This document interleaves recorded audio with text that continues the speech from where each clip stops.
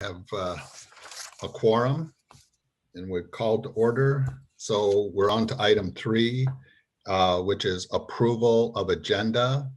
And does anybody have any adjustments that they'd like to make to the agenda? And I'll start. We have a supplemental agreement with the Ramsey County Sheriff's Department. And I'd like to add that under new business.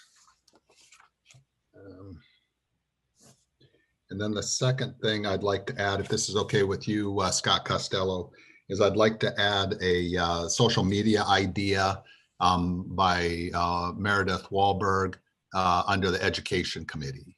Is that okay with you, Sure. Scott? All right, thanks for that.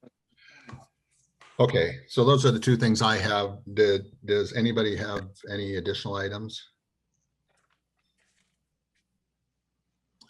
Okay. I will make a motion to approve the agenda as revised. Second. Okay, we have a motion and a second. Any discussion? Okay, Alan, will you call the vote, please?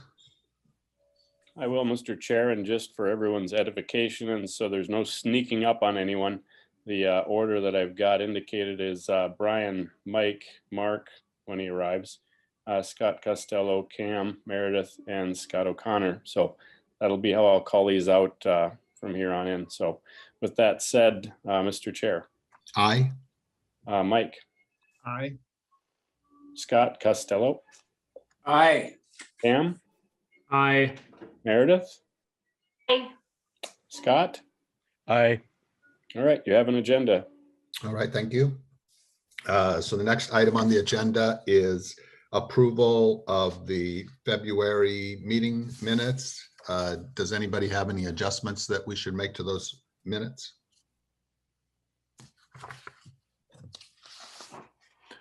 Okay, seeing no one, I will make a motion to approve the February meeting minutes. Second. Do we have a motion and a second? Any discussion? Okay, Alan, will you call the vote, please? Mr. Chair. Aye. Mike. Aye. Scott. Aye. Cam. Aye. Meredith. Aye. Scott. Aye. You have minutes. Okay, approved minutes, thank you. The next item on the agenda is a public comment time. Excuse me. 15-minute period we reserve for items that aren't on the agenda. Is anybody in attendance tonight that would like to take advantage of that public comment time? Brian, there's only a couple of folks that have actually joined, most of whom were at the LUC, and assuming that they're here for their applications, the only person I can think of who might want to say anything would be Mr. Igo, whose matter is going to be not heard by the board, but he's the only one I can think of that might have something to say. He's muted, but no one else appears to be waiting in the queue. Okay, well, Pat, if you have anything to say, now's the time. Okay, we will move on to new business. The first item are committee assignments, and just for everybody, just as a reminder to everyone, we typically make committee assignments at our March meeting. I think I've talked with almost everybody. Sorry, Mike. I don't think I caught you. But here's the committee assignments that I'm going to make. To the Lake Utilization Committee, Mark Gans as the chair, Scott O'Connor as a member, Luke Mashad as a member, and Scott Bonin as a member. The Lake Education Committee, Scott Costello as the chair, Susie Mahoney as a member, Cam Sijakan as a member, and Meredith Wahlberg as a member. The Lake Quality Committee, Mike Paranto as the chair, and Diane Longville as a member. And the Lake Level Resolution Committee will remain inactive. So those are the committee assignments. Thank you, everyone, for pulling together. I appreciate that. Okay, the next item is the Ramsey County Sheriff's Department agreement. and Alan, you may have to help me with this just a little bit, but my understanding is that this is a supplemental agreement that we have with the Sheriff's Department to provide, I think 120 hours at $41 an hour. So that's a total of $4,200 or $4,920. And everybody should have that agreement in their packet. That does So sound I'm- right. And, for those that weren't in attendance when the sheriff came and sort of tried to explain how they portion that out, they try to hit weekends and they try to use sort of temporary, sort of seasonal help, if you will, because they're at a much lower rate than the full-time officers. And so we end up getting some pretty good coverage, or you end up getting some pretty good coverage using those extra folks for those sort of heavy times. So I'd stand for question. I'm going to let Mr. Gans in, who's now waiting at the door here. Okay, thank you.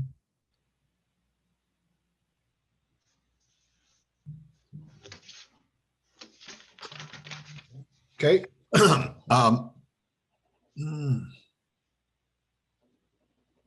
I'm just going to wait a moment till Mark's on board here. Sure, I think he's on, and it is not nominally supplemental because of the fact that their patrol area does include half the lake technically. So they call this a supplemental just because it's essentially buying a very specific amount of time in addition to whatever resources and time they would put into it as part of their regular patrol. Yeah, thank you for that, Alan. And Mark, just to bring you up to speed, we have the Sheriff's Department, Ramsey County Sheriff's Department supplemental agreement that we're considering at the moment. And I will note that this 4,920 looks like it matches our budget amount of 4,920. So this has been going on for a bit. Thank you. Okay, so I will make a motion to approve this supplemental agreement. I'll second. So we have motion and a second. Any discussion? Hello, Susie. Susie, I'm just going to bring you up to speed here. We have a motion and a second to approve the Ramsey County Sheriff's supplemental agreement that was in the board packet. And now we're having some discussion, and I'll ask again, any discussion? Okay, Alan, will you call the vote, please?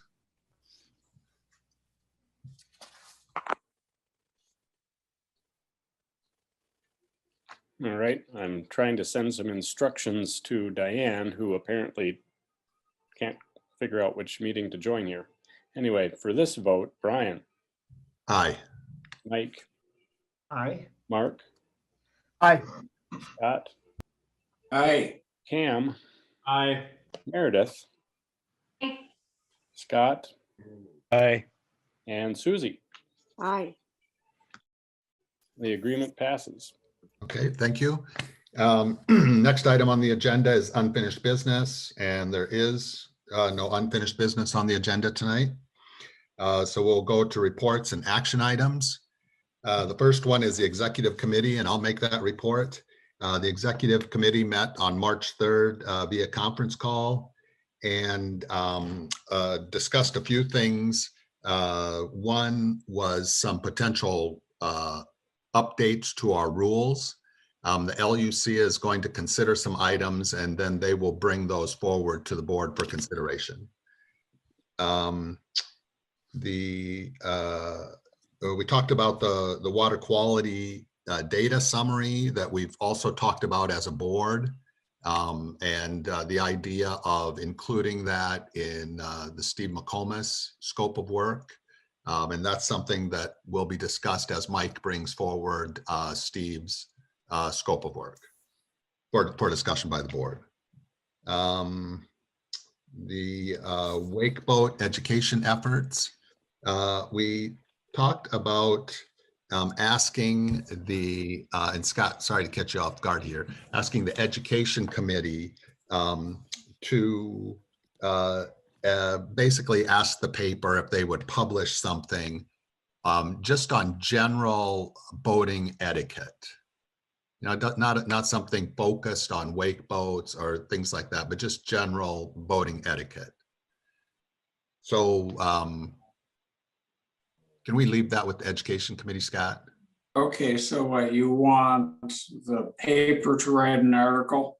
Yeah, right. Yeah, yep, that's what we're hoping. I mean, I could put something on the website and then tell the paper about it. Yeah, that'd be great. I think any way that we could get this message of general lake etiquette out through the paper, I think would be beneficial. And I think Scott, you Yeah, made- there's probably some web sources on boat etiquette that we could quote. Because I mean, it is a, ongoing issue. right, and you're probably right. There are probably resources out there that we can just link to. Yeah.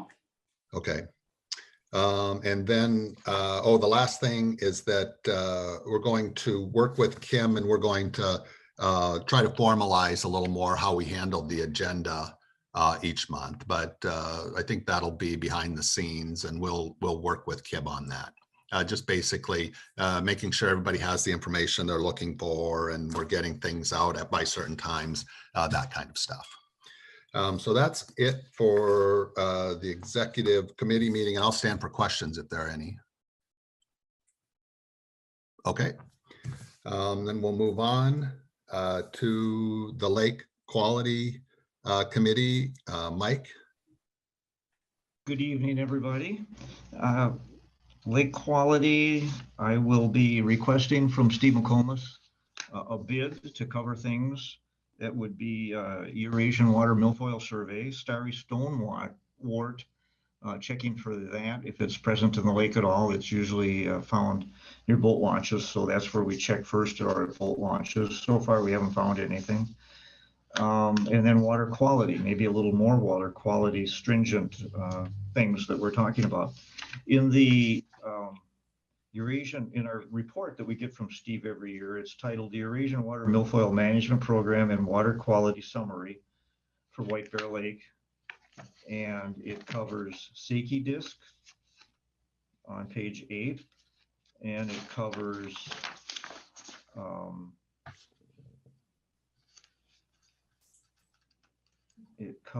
weed growth on page 4 of the second section, the added section, and it covers water quality as far as total phosphorus and total chlorophyll on the final page, on the back page. So these are things that Ramsey County tests the lake for, and then they give the sampling to Rice Creek Watershed where they're analyzed, and Rice Creek Watershed publishes it, and it's on their website. But they're only current to 2017, and I'm sure that there should be more current reports. So I would ask Steve in the bid that we get more current reports. The one that he can own, the most current he can supply for us for 2020 is from 2005 until 2016. So I'd have to think there's quite a gap there that we would want to be more up to date as far as water quality testing. If there's additional things we want to test for, let me know. Or if there's anything that you want me to put on the bid to request Steve to do, let me know now if you have any ideas. Yeah, thank you for that, Mike. And if it's okay, let's just have some discussion about that. What I would like to propose we include, and I think we'll just treat this as discussion, and then we can make a motion as necessary at some point. But there's a lot of historic data for White Bear Lake. And like, as Mike mentioned, Ramsey County has some of that, has gathered some of that, and Rice Creek Watershed District has probably gathered some of that. I know the MPCA has gathered data on White Bear Lake. It's possible that the DNR or maybe the Department of Health have gathered data on White Bear Lake. And what I think would be valuable to the board is to have somebody, Steve, include in Steve's scope that he would go back and gather up historical information, let's say 50 years, and then put that into a format, a spreadsheet format, so that we could look at that historical information and trend it, see how things have gone or are going in regards to the data. And then the other thing I think this would provide for the board is it would show us if there are any holes in the data. Maybe as an example, well, back then they were monitoring for this and then they stopped monitoring for this. Well, should we be monitoring for that? And we can have that discussion as a board. But I think until we see what information is all out there, because the parameters that Mike mentioned, those are very common, or let's say standard lake health, lake quality parameters. And that data is definitely out there, but maybe there's other data that would be interesting to the board that's available, but just hasn't been accumulated, let's say. So what I would like to add to the scope of work for Steve is just something like that. And I can, depending on how we want to handle this, I could, if the board decides this is a good idea, then I could work with Mike to get the text together. But generally, the scope item would be gather historical lake quality information from available resources and summarize that data in a spreadsheet format, Excel spreadsheet format, something like that. Okay, so now I've talked a bunch. What does everybody think about that?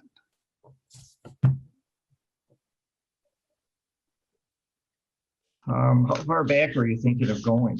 Well, I mentioned 50 years. And I think to me, that seems reasonable, but what does everybody think? All that chloride data that was in the paper this week or last week, Right. that went back to like 1987, which was actually kind of useful because you can see a slow increase. I mean, if they've got the data. Right, I agree with that. If it's available, let's see it. And maybe there's data that goes back 50 years. And if this does get included, maybe Steve McComas would come to us and say, hey, we've got it back to 50 years, but it's available back further. Do you want that? Something like that. I don't know. But I think 50 years would be a good database for us to have. You'd certainly be able to see trends over 50 years. Right. In a shorter time period, you might not be able to see any trends that have developed in any way. Right. Okay, anybody else have any thoughts on that item? So what things would you want to go back 50 years to look at? And I would leave it open, Mike. I would ask him to gather whatever data is available out there. Okay. All right. And so how are you going to handle this, Mike? Are you going to make a motion to approve this, sending this scope out? Is that how we would typically do that? Or how would that work? Well, usually we approve the bid when it comes in. Okay, got it. So then I would like to make a motion to add this scope item to the work that we're requesting from Steve McComas. And additionally, I would like that broken out as a separate line item on his proposal. Can I make a quick comment? Yes. So when we do this, if we do go back 50 years, the big thing we want to make sure that we're doing is we demonstrate it in a useful fashion that people can actually understand versus just, how could we put it in a nice Excel format or some type of graph that shows what happened. And maybe that's kind of a job for the education committee, but just something that the average Joe can understand too. That's a good point. Okay. Hey, I'm just going to stop the discussion there. Is there a second to my motion or not? Okay. Second. Okay, we have a second. So we have a motion and a second. Now let's have discussion. Cameron, I agree. I think that the benefit of getting it into a spreadsheet format is that allows us then to trend that data, to put graphs together like Scott was mentioning about the chloride data. But I think the first step in all that is to get it into the spreadsheet, and then we can manipulate it from there. Yeah, and we certainly have funds available too to try to make sure it gets put together properly, because the lake's going to be here in 50 years in the future too. So it is certainly important to understand what's going on. So. Cameron, after the last meeting, because of your questions and good suggestions, I did contact Steve McComas and asked him for further water quality testing. And he sent me a report, and I sent it back. You know, I emailed back to him and said, well, this is nice, but I don't understand a word of it. So he had a graph type thing, a very interesting one. Yeah, and you couldn't read half of it. That's kind of my point, right? No one's going to take a half hour to go through it. Mhm. We're living in the digital age of millennials and people like me. And I mean, you got 30 seconds to look at something. And that's just kind of why, if we do it right and we put it in the right type of form, it could actually be useful. Yeah, I think a Yeah. graph idea would be good because that is so visual and so quick. Yeah, right, if we get an executive summary, either, Steve could do it, or we could do some interpretation on it. Right, and I want to make sure that we all have the same expectations of what we're asking for at the moment. My expectation and the motion is that we ask Steve to get all the information together and get it into a spreadsheet. Then the next step from that, which would not necessarily be included in this scope item, but the next step would be, once we have all that information, then figure out how best to present it. And so do we want to, and I think the importance of that, at least from my perspective, is that if we ask Steve, put all the information into a spreadsheet and then graph it out for us this way or that, we don't really know what we're going to see for information. So I wonder if it would be better to get all the information in the spreadsheet so we can see what's available, and then we can start making requests to get that, say, presented in a certain way. So what do people think about that? I agree. Yeah, I think it's a good idea. I just have a reminder that we have nothing in the That Mike budget. has always had him do. And look back on that. Okay, so there was a little overlap there. Diane, can I come back to you for a moment? Susie, what did you just ask? Are we going to have the information that Mike has always had Steve get and go back that many more years? And then is there additional information that we will be asking for? And basically the scope item is Steve, go out and find all the information you can find on White Bear Lake. Okay. Okay, Diane? I just wanted to remind the board, I think this is a very, very good idea, but I just want to remind you, there's nothing in the budget for this item. Not that I don't think we should do it, but I just wanted to let everybody know that.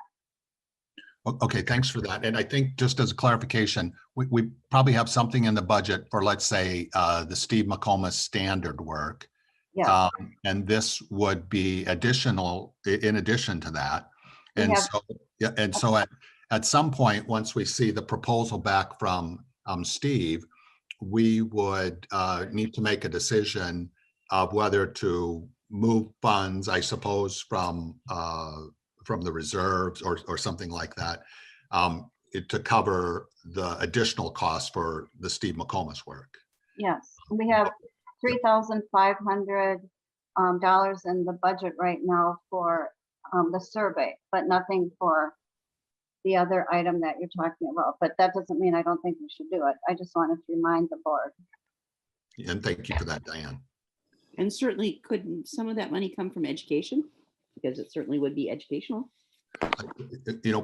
Personally, I think that what we need to do is get the proposal in and then see what kind of dollars we're talking about. And then I think it would be better suited to figure out where to get the money if that's what the board decides to do.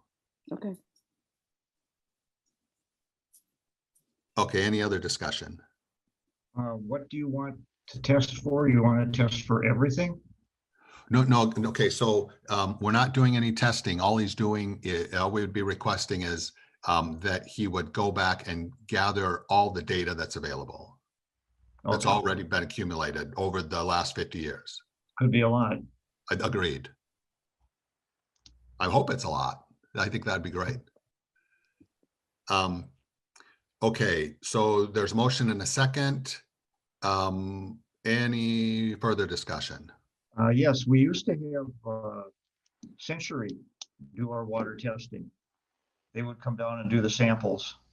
And that would probably be within the 50 years parameter. So maybe Kim could kind of check through the minutes or the back files to see back in the 80s to see if we have some of those reports to kind of pick up on. And I think that's great. And I think any other folks that have ideas that we can point Steve towards, bring them forward. That's great, Mike. And maybe he can go to Century, or maybe Century provided those to another entity so that they're accumulated somewhere. Or maybe it's our files that they're accumulated in. Okay, so we have a motion and a second. Any further discussion? Okay, thanks everybody for the discussion. Alan, will you call the vote, please? Yes, sir. Mr. Chair. Aye. Mike, Aye. Mark, Aye. I, Pam, Aye. Meredith, Aye. Scott, Aye. Susie. Aye. All right. I think that gives Mike the ability to go out and get the RFP from Steve. Okay. That sounds great. And okay, Mike, sorry to hijack that a little bit. Anything else from you? Yes, since the last meeting, the DNR offered grants for treatment of invasive species, and I applied for a grant for treatment of Eurasian water milfoil and received $4,500 to be paid after we pay our bill, then they will reimburse us. Super. Nice. So there's $4,500. Thank way you. to Like go, that, Mike. Diane. Nice. Yeah, And I'll just remind the board that Mike put me in charge of that last year and I failed. So thank you, Mike, for being successful for the board. Gotta do it myself. That's right. Thank you for doing it, Mike. Okay, any other items, Mike? Oh, that's it. Okay, any questions for Mike? All right, thank you, Mike. The next item on the agenda is the Lake Utilization Committee. Mark?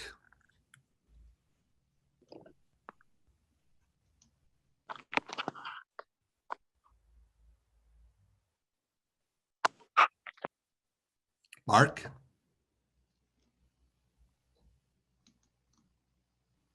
What's that? We're on the Anybody else have? Yeah.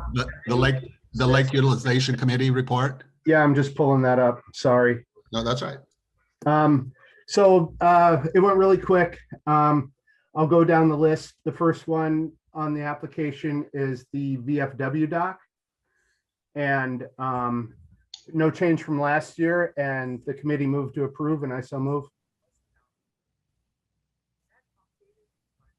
I'm going to second that. And then just for discussion, I think Mark was the only member of the committee present. Yep. And so, these didn't get, let's say, the normal vetting of the LUC, but as I think Mark's going to point out along the way, most of these are the same as before. Okay, so that's a motion and a second to approve. Any discussion? Alan, will you call the vote, please? Yes, sir. Mr. Chair. Aye. Mike, Aye. Mark, Aye. Scott, Aye. Cam, Aye. Meredith. Meredith is staring at me. Aye. There you go. And Susie. Aye. All right, all approve. Next on the agenda, Alicia Heights, same thing, no change from last year. And I'm going to move to approve. I'll second. Oh, yeah, thank you. So we have a motion and a second. Any discussion? Alan, will you call the vote, please? Same order, Brian, Aye. Mike, Aye. Mark, Aye. Scott, Aye. Cam, Aye. Meredith.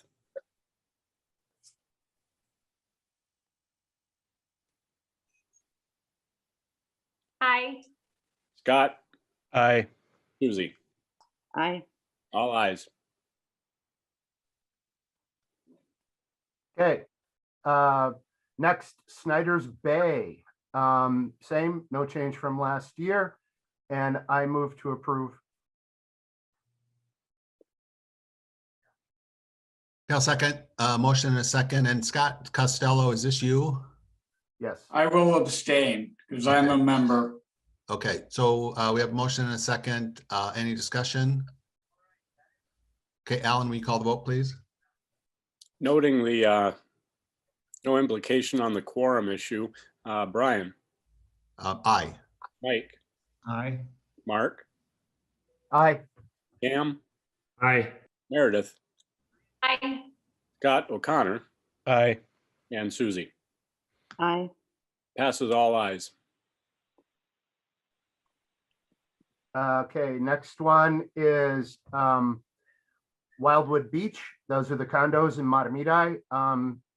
Same as last year. And I move to approve with a caveat that their insurance rolls over in March. So they just have to send us their new insurance ticket. I move to approve. I'll second. We have a motion and a second to approve contingent on receiving the updated insurance certificate. Is there any discussion? Alan, will you call the vote, please? Yes, sir, Mr. Chair. Aye. Mike, Aye. Mark, Aye. Scott, Aye. Costello, there you go. Cam, Aye. Meredith, Aye. Scott, Aye. and Susie. Aye. All ayes.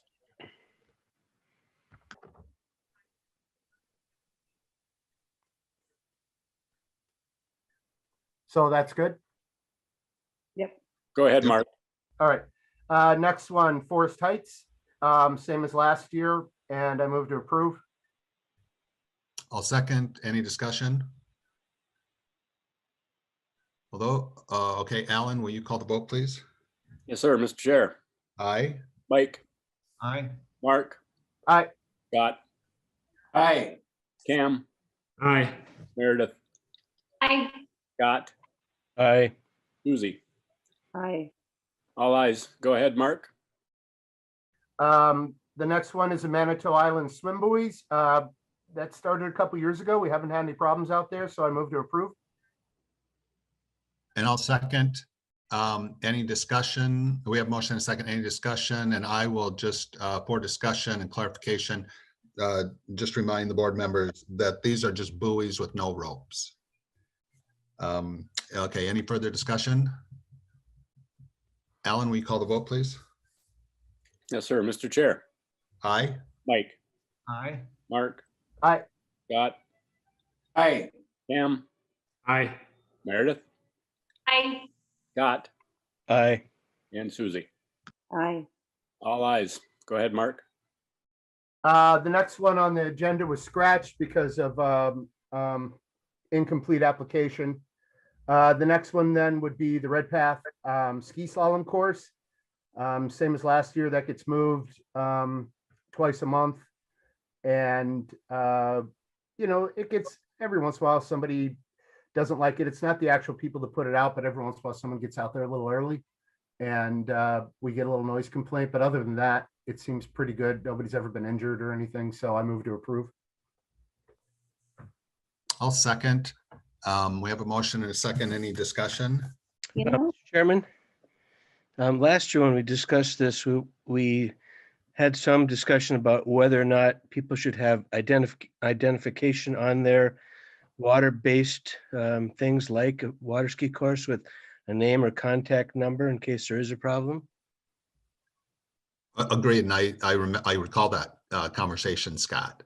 And I recall we were, my recollection is that we were going to require that this year.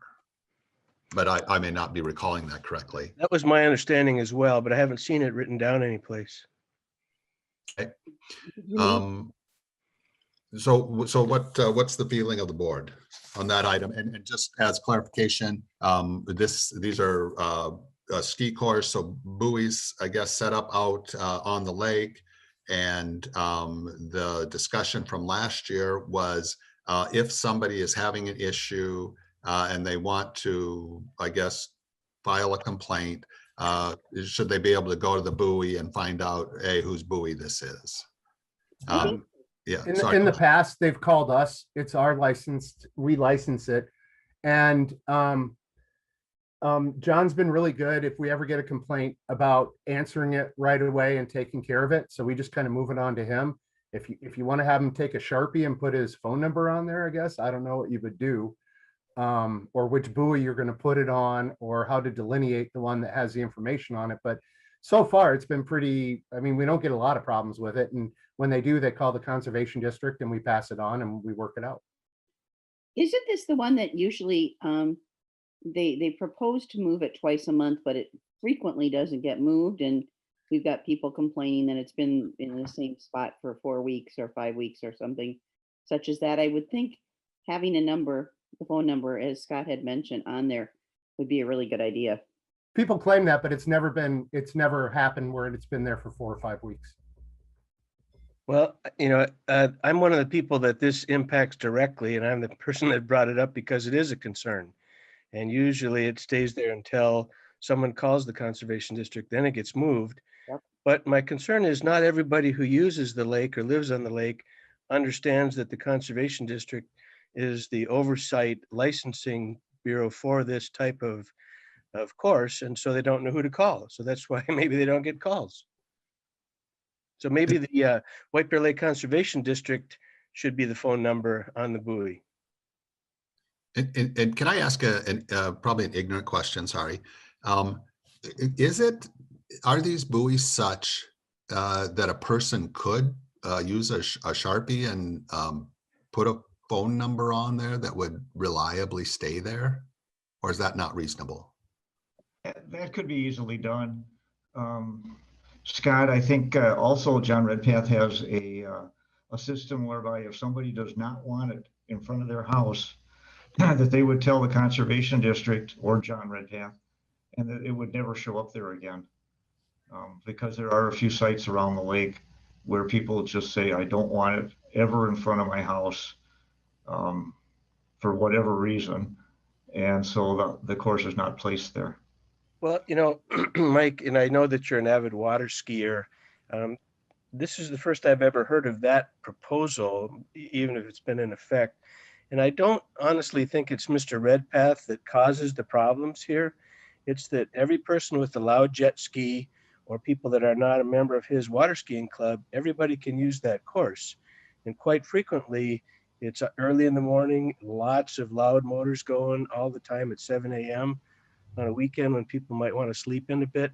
I just think that there's not been enough attention to detail, but I'm not trying to blame Mr. Redpath. I know he's been very responsive, but I don't think people who are not in the group understand how much that gets used other than this water ski group of 4 or 5 boats that's out there at 7 in the morning.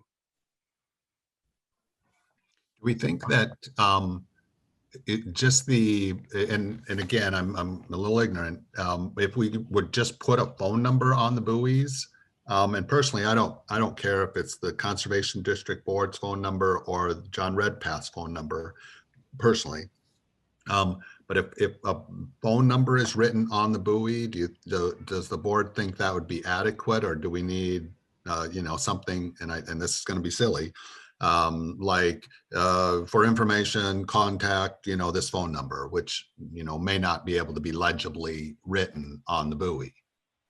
I think that would be a good start. You know, the state of Minnesota has a precedent here that anybody that is an ice fisherman and leaves their ice fishing house on the lake overnight has to have name, phone number, contact visibly on that ice house.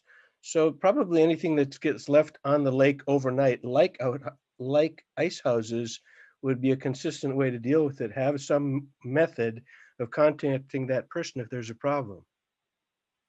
That's DNR for like fishing and stuff. It's not for lake, and it's a permanent structure that you could drive into and run on. These buoys, you could drive your boat right over it. No one's going to get hurt. Yeah, I mean, the state, you know, the rules on buoys are as if you have like if you get a license from the county sheriff for a buoy, I think the registration number has to be in the buoy. That's for sailboats and boat mooring and like Manitou Beach. Okay, so I'm not quite. You're supposed to register any buoy on the lake with the sheriff department. We ever had any complaints about this in the past? I don't recall it from the last few years. the ski course, Cameron? Yeah. Yeah. They put it in the backyard of my house all the time, and I mean, I could care less. It's actually kind of nice to see. Yeah, my recollection is that I don't think it's every year, but periodically we hear something from someone where Kim has gotten a call. But, you know, to Mark Gans's point earlier, and again, this is my recollection, none of those really turned out to be as bad as maybe they were made out to be when the call came into Kim.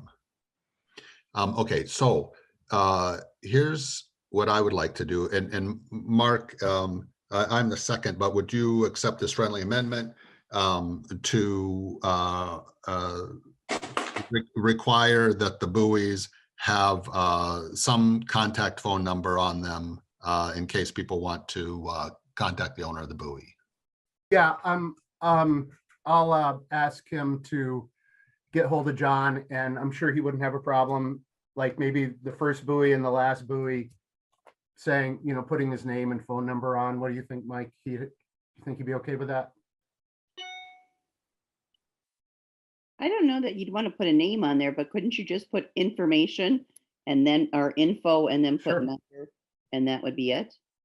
Yeah, Yeah, and that's kind of what I'm thinking, Susie, is that, you know, if it were me, maybe I wouldn't want my name on it, I but wouldn't put my name on it. and that's the other thing, Mark, is that, you know, I would say that if he wants to put the conservation district's number on that there, I would be fine with that as that's well. fine.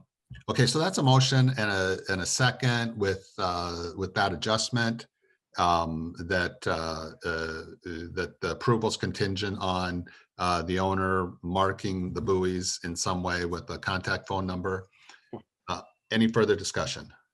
Mr. Chairman, I agree with this whole process, but I guess how it's worded, I guess, would be marking one of the buoys. I don't think they need to mark 20 buoys or however many are out there. Okay, so a good point, Scott, thanks. So to Mark Gans's point earlier, do we just want him to mark the first and the last? Everybody okay with that? That'd be a great way to go. Yeah. Okay, perfect. So that's the amended motion. How's that? And Mark Gans, Works are you for me. okay with that? Okay, thank you.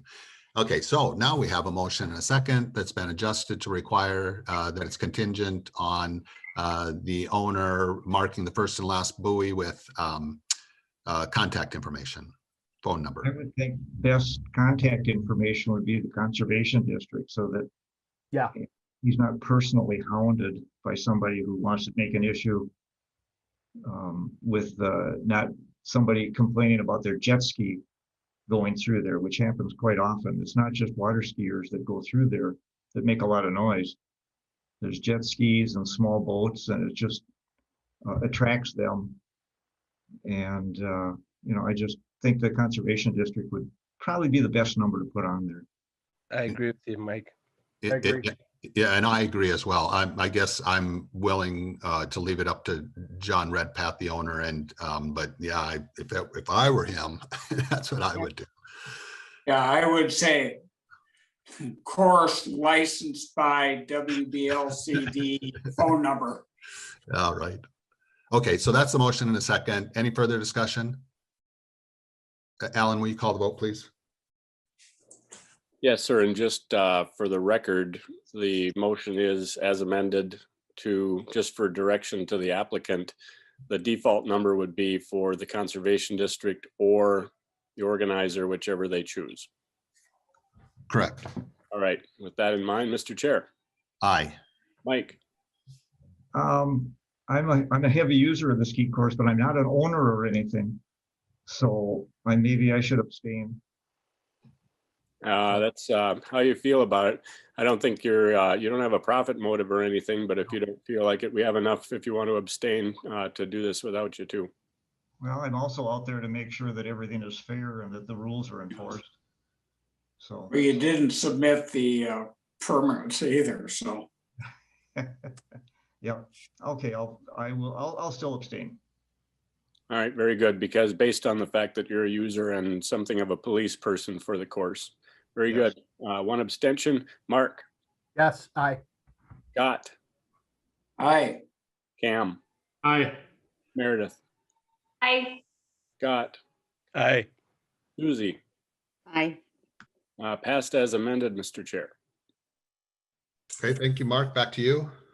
Last on the agenda, White Bear Lake Yacht Club Racing Team. They always coordinate with the Black Bear Yacht, and everything looked good, and I move to approve. And I'll second. And that's just for the White Bear Lake Yacht Club, not the Black Bear. No, it's just White Bear Yacht, and it's their racing schedule. Okay, thank you. So that's the second motion and second. Any discussion? Okay, Alan, will you call the vote, please? Yes, sir. Mr. Chair, Aye. Mike, Aye. Mark, Aye. Scott, Aye. Cam, Aye. Meredith, I, Scott, Aye. and Susie. Aye. All ayes. Go ahead, Mark. That's it.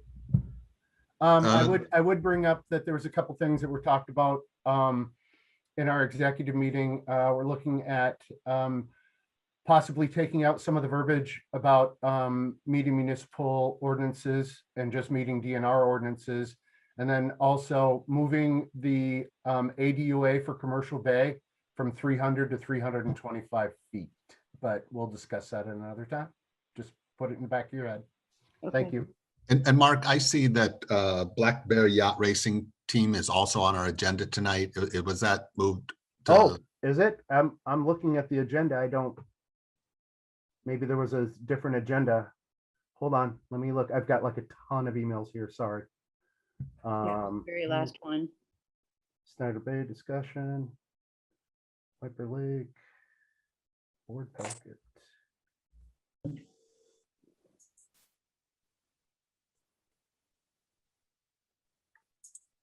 I'm sorry. I'm looking at, I'm looking at the agenda that was sent to me and I don't see it on mine. But I might be missing something. Okay, so, and I don't think this came up in the We didn't LU. go over it in the LUC. Okay, so it would it be okay if we looked at that? That was in the board packet. Sure. The Black Bear, I assume, and Kim, maybe you can chime in here that this is the same as it ever was in previous years. Yes, it was exactly the same.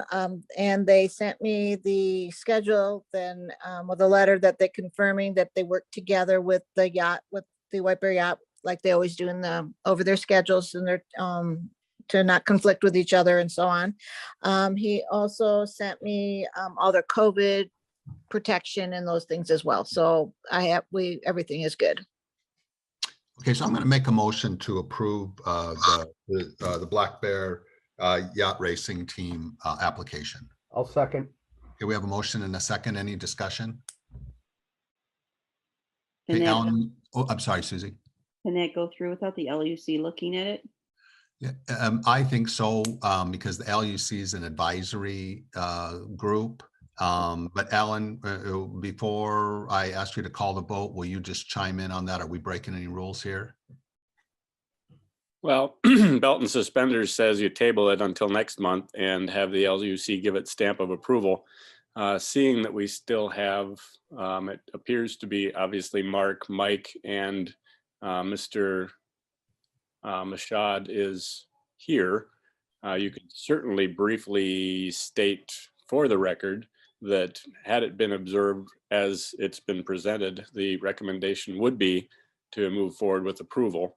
Otherwise, like I said, best practices would say, because they all have to technically go through the LUC, that's how they should go. So.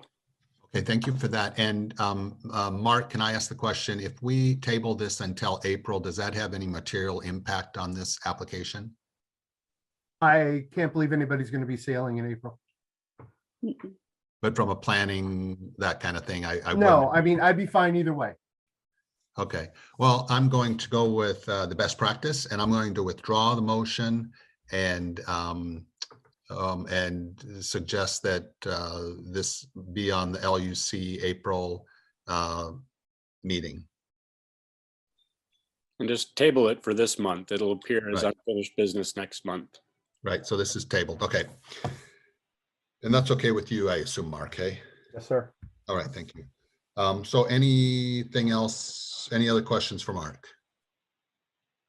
Okay, thank you, Mark. Thank you. Next item on the agenda, Lake Education Committee, Scott. Yes, before we get to Meredith's item, I got 4 short things. First one is we did have a lake cleanup on March 6th. They were able to get out on the ice. Because of the pandemic, we didn't all gather in Bel Air Park as we used to, but instead they assigned parts of the lake to different groups. And actually that worked out quite well because we actually covered more of the lake that way. Because each group, went to the closest access point to the part of the lake they reserved. So they actually got better coverage of the lake. So I guess the question is, how do you want to do it next year? Talking to the Boy Scout leader, he said that it was actually a whole lot more work organizing this year because he had to keep track of all these different groups that were out cleaning and then get a report back from them and put them all together. But he's thinking maybe there's some sort of online sign up, and I suggested that, well, you could do that, but then we could have a celebration at a park afterwards. So they could still, get their pizza or whatever it is we choose to feed them. So I guess anyway, it was quite successful. And we put their report on our website. So you can read how they did that. Number 2, last month we had a real good discussion about chloride pollution in the lake. We didn't really take any action. And then the White Bear Press, not having any solid things from our meeting, Deborah Newkins went out and interviewed someone from the RW, the Rice Creek Watershed District, and the City of White Bear Lake environmental person, and wrote what I thought was an excellent article. So it's actually better publicity than we could have come up with on our own. Because there's a lot of issues. I mean, there's not only the salting on the streets that they need to manage, but also putting too much salt, on your driveway or your sidewalks can be hazardous. It was pointed out in that article that like 1 teaspoon of salt can like permanently pollute 5 gallons of water. And you can't go backwards with that. We don't have desalination going on in the lake. So it was actually a very good outcome from that discussion we had last time. Number three, as you recall, we did help fund that study on wakes at the University of Minnesota, St. Anthony Falls Laboratory is conducting. And I passed around an email from the Minnesota Lakes and Rivers Associates. And they say in that email that the water sports industry is trying to push some legislation through the legislature this year, establishing a 200-foot setback on wake boats. And the position of Minnesota Lakes and Rivers advocates was that we shouldn't pass anything that the industry hands us on our plate from lobbyists until the research is done and we actually know what the setback should be. I don't know if the people at the university are really promising to answer that question, because they're doing pure research on effective wakes, not just wake boats. So, and what they did in this email is they included a link to contact your legislator to tell them what you think. So we would have an opportunity at this point, I suppose, to make a stated position ourselves. But according to what Alan reported, he didn't think that the legislation was going to go through anyway. So maybe it's a moot point. So I don't think I'll make a motion to make a public position. I don't quite know what that would be. I suppose, if we did, we could write letters to our legislators, under board stationery. Maybe I'll just toss that out there. Does anyone think we should do that? Well, we don't have the statistics yet from the university, correct? Yeah, we do not have any data from them. Don't you think we should wait until we get that data? That's the position of Minnesota Lakes and Rivers Associates. He says, well, why 200? Nobody knows. That's their argument. And I think they're suspicious that, well, it's an industry lobby association. Yeah. And they may have some objections to a group like that writing the legislation. I guess I'm not as distrustful of the fact that it's coming from the lobbyist as I am. We're paying for this to be done through the university, or we've contributed to that service, and it makes sense to wait for what they come up with. And I would agree with that personally, that the board, in my opinion, we just don't have adequate information to take a position, is my opinion. And getting some information from the research that's being conducted, I think that'll help us inform our decision, and additional information is going to come out. Yeah, I guess the only question is this point, if we want to write a letter to our legislators saying that we should hold off. Okay, that's an interesting question. What does the board think? I'm not making a motion to that point. I want to see if anybody thinks that it's a good idea. Mr. Chair, since my name was invoked, I thought I'd chime in here and suggest that I'm not positive that the legislature won't take this up and take action. But of course, government's divided even in Minnesota. And moreover, legislators usually like to have information as well. And so with a semi-publicly sponsored investigation of this issue going forward, while it's nice to have industry trying to self-police and suggesting legislation, I don't think any legislator in their right mind would move forward before that study is complete and at least an executive summary is released. So obviously it'd be premature for us to take a position since we're technically part of it. So at this point, nothing needs to be done. You know, that's the sense I'm getting. If anybody feels strongly otherwise, please chime in. Okay, it's back to you, Scott Costello. Okay, one more before we get to Meredith. I was asked earlier in this meeting if we could do some publicity on boating etiquette.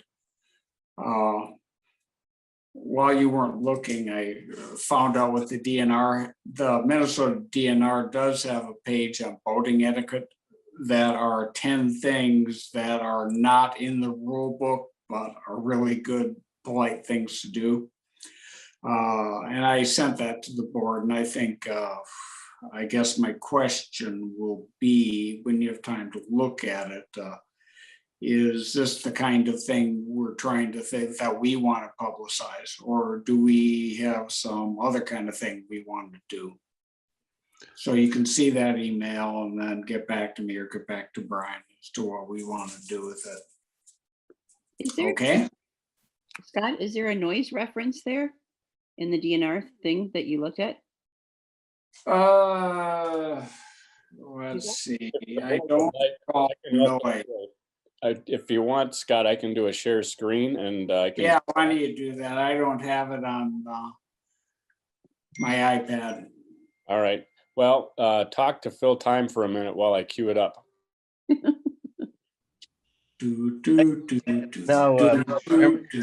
and The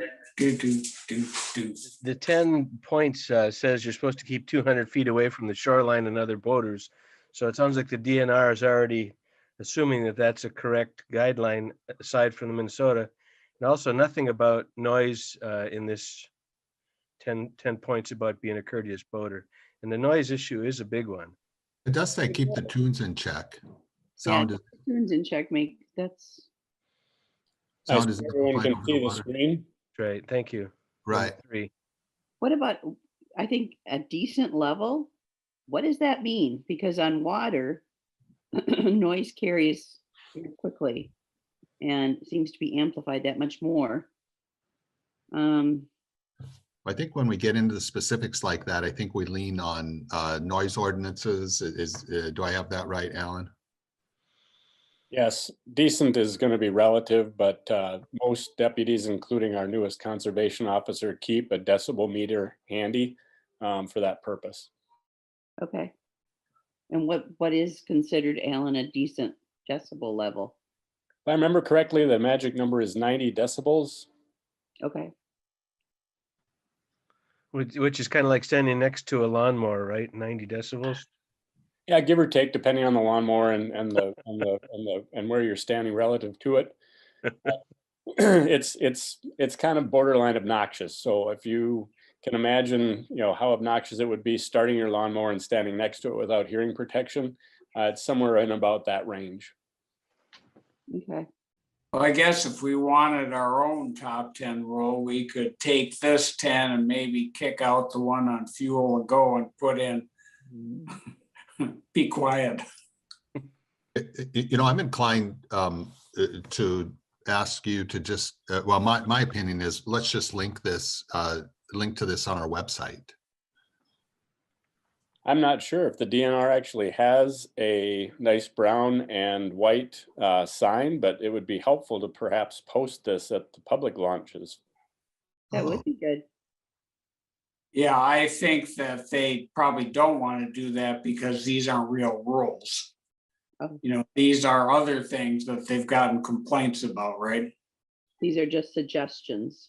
Well, it's worth an ask. I mean, if they have them, they're probably free for the offering at public launches. So we could put something out that says local noise ordinance are enforced. That would be good. Okay, so at the moment, is everybody okay if Scott has our website folks link to this? Mm-hmm. Okay, hearing no objection to that. Scott, can you make that happen? All right, thank you. Okay, I can do at least that. If you guys want to put a local boating noise ordinance on the lake are enforced, we could do something like that, I guess. Oftentimes what gets posted is simply that local ordinances and state laws are enforced. It's just sort of a blanket statement. Yeah, I don't know if anybody would pay attention to it, but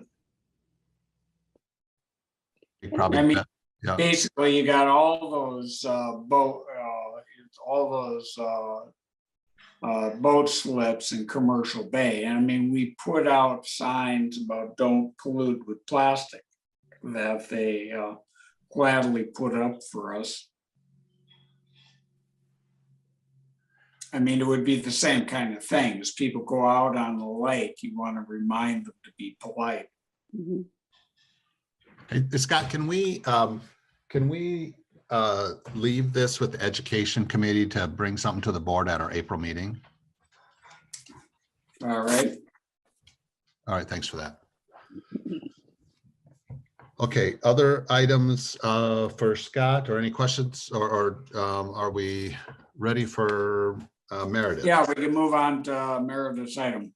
Okay, thank you, Meredith. So just as a little background, when I was asking Meredith about which committee she felt she'd like to help with, we had some discussion, and I think, so she has this idea, and I asked her if she'd be willing to bring it forward to the board, and she is. So there you go, Meredith.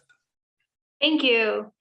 So I was thinking about how I could help the district, the board, the best in the best way I could. And I noticed that our social media hasn't been active since 2019. I believe our website has a tremendous amount of really informative things on it, but it requires you to go to it to get the information. Whereas social media can be sent out to people in a way where they can access it more passively. So I would like to help preserve the lake for future generations by providing information that's easier to consume for people who are interested in it, and to help foster more respect for the lake by restarting our Facebook account and perhaps even starting an Instagram account for us. I'd like to provide timely, relevant, and interesting information about what we're talking about at our meetings, perhaps some lake events, information on invasives, lake quality, lake levels. I'd like to do perhaps a post a week and have it the same on all the channels we choose. Really short posts, like 1 to 2 sentences, and then a link to find more information, either linking back to our own website, linking to a DNR site, or linking to some other source that's reputable for information. And I'd like to present the information just in a minute or two at our board meetings of the next month, what I think would be great to present on our accounts. So my ideas for March are to highlight the lake cleanup that was done by the Boy Scouts, talk about how much garbage they were able to pick out, talk about the ice out, link back to our website because we have all the historical ice out dates there. And I think that's really interesting for people. I'd like to do a post on the chlorides and link back to the White Bear Press article. And then finally, a post for Earth Day week, which will be the week of our next meeting, and then link it to our campaign about plastics are forever. And I could do something on boating etiquette too, now that we're talking about that. Mhm. But it would be an easy way to get out a lot of information, and we could grow the number of followers we have, people who are interested in preserving the lake too. Yeah, I think those are all really great ideas, and it's just that we haven't, had somebody like you, has volunteered to do that. We do, like several years ago, and Kim and Brian can dig this up. We do have a social media policy. Okay. I don't know if you found I don't know if it's on our website or where it is in our archives, but basically I recall that it says is that we would have like the administrator and like an assigned person, which could be you, to do, because you don't want to have everybody posting. Yes. Because you can get weird stuff if you don't have consistency. So I guess the first thing I would suggest is that if Kim could find the social media policy, and I believe that there would be a designated person, a person designated by the board to work with the administrator, to manage those outputs, because we did, at that point, we did create, Facebook accounts and Twitter accounts, and right, I don't think we did Instagram, but that's gotten more popular, so. So there's still a account that's inactive, and it looks like the Twitter account has been suspended for some reason. Okay, well, Kim, could you? Yeah, take and we that do have, policy? Meredith, I'll have to look at, but there was a couple different Facebook page out there, so I'm not sure if you're looking at an old one that's inactive, because we do have one that is active, that over the time when we want things posted, I send the information to our website people, that the Harringtons, and she has helped me post it or whatever we need to do. We do honestly have found in the past that we haven't got a lot of people that even when we share it, that even like it or join in or anything. We haven't got a huge response, in honesty. But that doesn't mean we can't continue to keep forcing out our information and so on. Yeah. I do know there was at one point when we first started rebuilding all this, Scott and I, a couple of years back, there was several Facebook pages out there. And so maybe we need to make sure you've got the most current one anyway. Yeah, and find that policy, because we did. spend Yeah, some- I definitely, I can't that might be recall. Before you were on board, Kim, I can't remember. Yeah, that. because I don't recall seeing it, but I'll dig and see what I can find. Yeah, because we should go by that, because it was, like a past policy, Yeah, absolutely. I don't think there's anything, that would, but, if we really want to put some energy into it, we got to get some people liking it. Yeah, that's our problem, is we yeah, haven't it's- gotten, yeah. You think, Yeah. there was some mention before about putting something in the paper, in the White Bear Press. Could that include these 10 suggestions of good voting, and then include something about the fact that this is going to be available to people, and this is how you can get it, sign up for it this way. So you'd be advertising that at the same time, because it sounds like a great idea to dispense the information, and maybe just letting people be aware of it through the newspaper might help get some people who would be actually viewing it. I think the idea, and I think Meredith's idea about pushing it out with social media, and I'm not on social media, so all I know is it's this, kind of nebulous thing out there. But I think that's a good idea. I think social media sells social media. Yeah. Well, okay. We can get it, we can announce it on other, websites, or on other, I should say websites, other accounts, there's groups, there's several White Bear Lake groups on Facebook. If we want people, people aren't going to get on social media if they aren't already on there. So Right. promoting it on social media by liking it, by mentioning it in other venues, like there's one that I follow, that I post cute stuff occasionally, called you're from White Bear Lake if ... And it's mostly a nostalgia site, but general things about the lake, I think they would be interested in. So Yeah, that sounds good. So would the board be okay? I'm going to just propose this. If we asked Meredith to work with Kim to get the social media use policy. And then as long as Meredith is adhering to that policy, would the board be okay with Meredith pushing some information out about the board? be a great idea. What do you mean about the board, Brian? Well, just these ideas. I'm sorry, Susie, I shouldn't have been so lazy. I'm just getting tired. The ideas that Meredith had. Okay, I- she has some really great ideas. Yeah, agreed. So I think everything she's saying is, is aligned with our policy. Our policy just talks about who's authorized to do it, which would be the administrator and one or more people on the board who are authorized to do it, which would be Meredith in this case. Right, and I fully expect that, Scott. I mean, I don't have the policy in front of me, but I fully expect that it's not so onerous that Meredith can't find a way to work within Yeah, it. because I mean, it was our concern at the time we wrote that, is that everybody could be, if you didn't have some organization about who was authorized to do it, you could get weird stuff. Sure. Okay, so I haven't heard any objections. So Meredith, would you please, well, first off, thank you for bringing the idea forward. Personally, I appreciate that.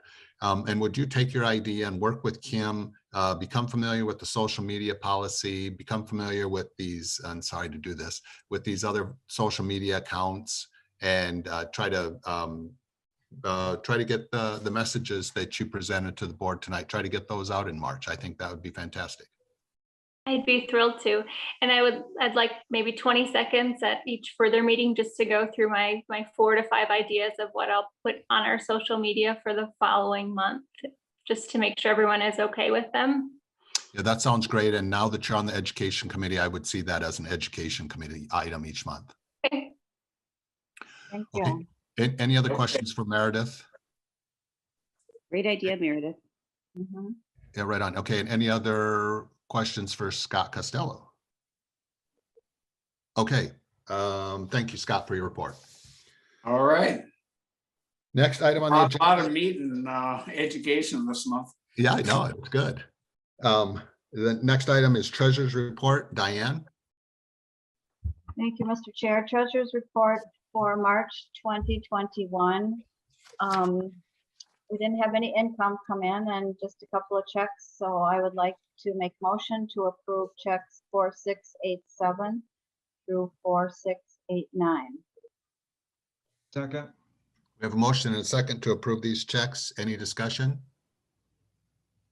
Okay, Alan, will you call the vote, please? Yes, sir. Mr. Chair. Aye. Mike, aye. Mark. Aye. Scott, Hi. Pam, Aye. Meredith.